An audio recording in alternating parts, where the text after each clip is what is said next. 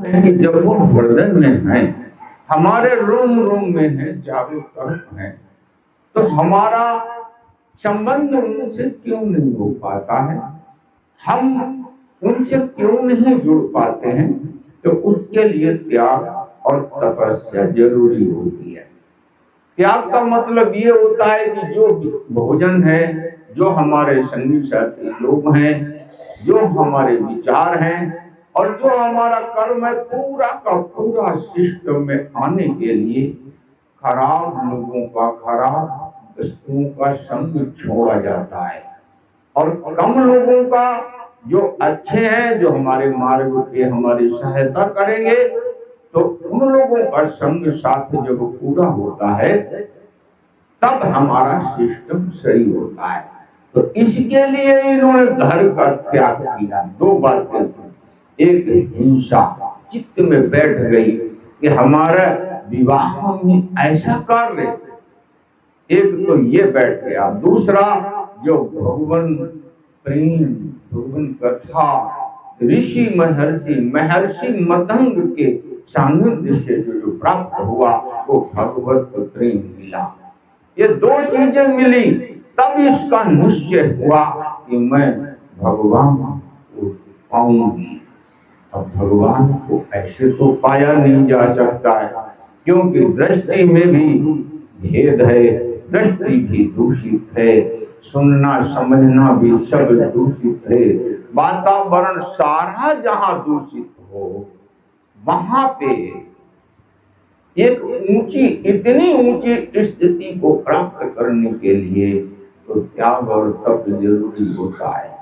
तो इन्होंने घर परिवार पूरा त्याग दिया था ऋषिवर की बात से, और आत्मबोध इसी को कहते हैं। सच्चे माने में यही होता है कि भगवत प्राप्ति की भूख जाग जाए। अब कन्या थी, स्त्री के लिए समस्याएं आज भी बहुत है, पहले भी बहुत थी, लेकिन जब इच्छा होती है ईश्वर की प्राप्ति के लिए तो संसार की परवाह नहीं की जाती है। क्यों? निश्चय होता है जो दुनिया की रक्षा कर रहा है वो हमारी रक्षा इसलिए करेगा कि हमने उसके लिए त्याग किया है और उसकी प्राप्ति के लिए हमने लक्ष्य चुना है। इसलिए ये परमात्मा पहले ही दे देते हैं। परमात्मा का काम इतना सुलभ है इस मनुष्य के लिए। जैसे ही इच्छा बनाई और इच्छा बनाते ही आपकी इच्छा अगर एक सेकंड को भी भगवान के लिए समर्पित हो तो भगवान उसको ग्रहण कर लेते हैं। फिर उसी के माध्यम से हमारा और आपका जीवन चलने लगता है। अब पूरी तरीके से हम समर्पित हो इसलिए नहीं पाते हैं कि हमारा पूरा हृदय निर्मल नहीं हो पाता है। ये मुख्य कारण होता है, क्योंकि माया का भुलावा है, वो भगवान में विश्वास ही नहीं होने देता है।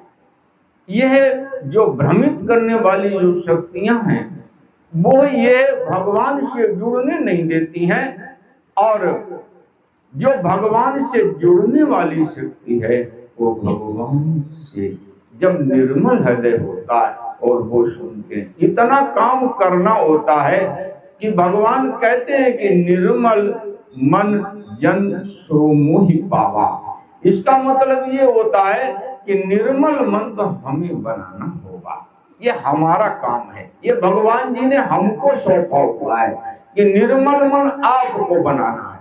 चाहे निर्मल मन जल्दी बन जाए, चाहे निर्मल मन देर में बने, ये संस्कार इस जीव का होता है। जब उन्होंने स्पष्ट कर दिया कि निर्मल मन जन सो मोहि पावा, मोहि कपट छल छिद्र भावा। ये कपट और छल और छिद्र यह भगवान से, अपने स्वरूप से और इस जीव का अपना जो धर्म है उससे दूर करता है। जो दूर करने वाली वस्तु है भगवान कहते हैं वो मुझे प्रिय नहीं है। मोहि कपट किससे करोगे? इस संसार में इस कलयुग के अंदर बहुत गहरी बात है, अच्छे से विचार कर। इस कलयुग के अंदर पाप के सिवाय कुछ नहीं, झूठ साच सब कुछ यही है। लेकिन अगर तुम कपट का व्यवहार करोगे तो है तो वही जनार्दन रूप में, ये सर्वत्र हर मानव के रूप में है तो वही। तो कपट अगर तुम करोगे तो किसी से करोगे? वास्तव में तो उन्हीं से तुम कपट करोगे। इसलिए आत्मचिंतन में जब ये जीव बैठता है या भगवान के स्मरण में बैठता है तो यही समझा जाता है कि हे परम पिता परमेश्वर, आप यहाँ भी हैं, आप यहाँ भी हैं, आप वहां भी हैं, आप सभी रूपों में हैं। जब तक सभी रूपों में और सब जगह भगवान की अनुभूति नहीं होगी तब तक ध्यान नहीं लगेगा और प्रेम भी उनसे नहीं होगा। और नहीं होना ही भ्रमित करने वाली शक्तियां हैं कपट। छल कहते हैं, कपट, छल और छिद्र। अब छल का व्यवहार तो आजकल चल ही रहा है, एक दूसरे को बात मालूम नहीं होनी चाहिए और वो काम करो। ये छल का व्यवहार इस कली के प्रभाव में चारों तरफ फैला हुआ है। और छिद्र कहते हैं इंद्रियों को वश में न करना। जहां भगवान की कथा हो वहां नहीं जाना है, ये छिद्र कहता है। शुभ कर्म जहां हो रहे हो तो वो देखने ही नहीं है, करने की तो बात बहुत दूर है।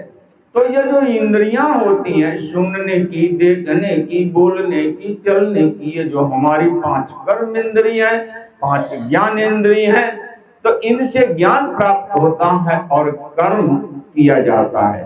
तो छिद्र का मतलब यही है कि भगवान से समर्पित होकर के जहां पैर न जाते हो, जहां हाथ भगवान की सेवा के लिए न उठते हो, दृष्टि में जो द्वेष भाव से संसार को देखता हो और कानों से ब्रह्म ज्ञान और भगवान की कथा को न सुनता हो, भगवान कहते हैं वो जीव मुझे प्रिय नहीं है।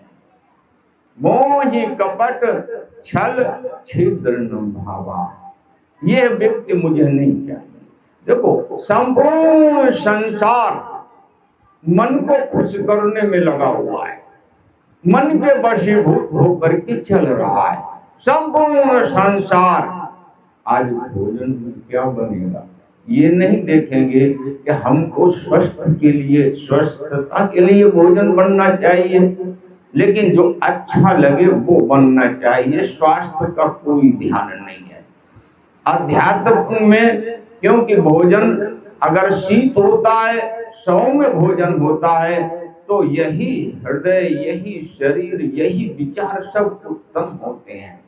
तो मन को प्रसन्न करने के लिए ही इधर बैठेंगे, उधर बैठेंगे, ये बात करेंगे, वो बात करें। संपूर्ण संसार मन को प्रसन्न करने में लगा हुआ है और वही कपट, छल और छिद्र में आता है।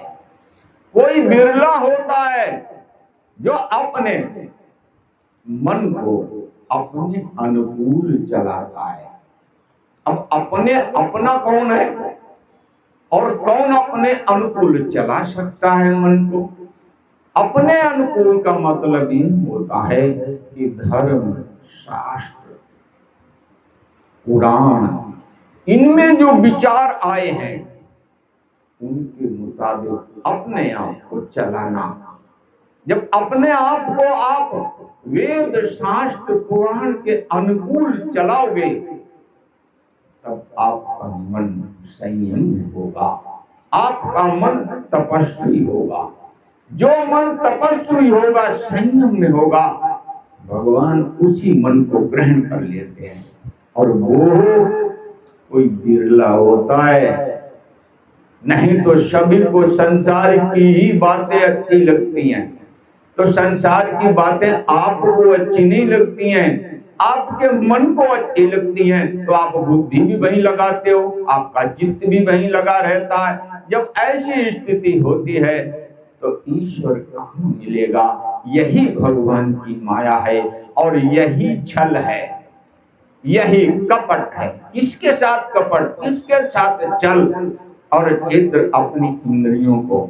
जब तक धर्म शास्त्र का ज्ञान नहीं होगा और तब तक ये जीव न अपने स्वरूप को जान सकता है, न भगवत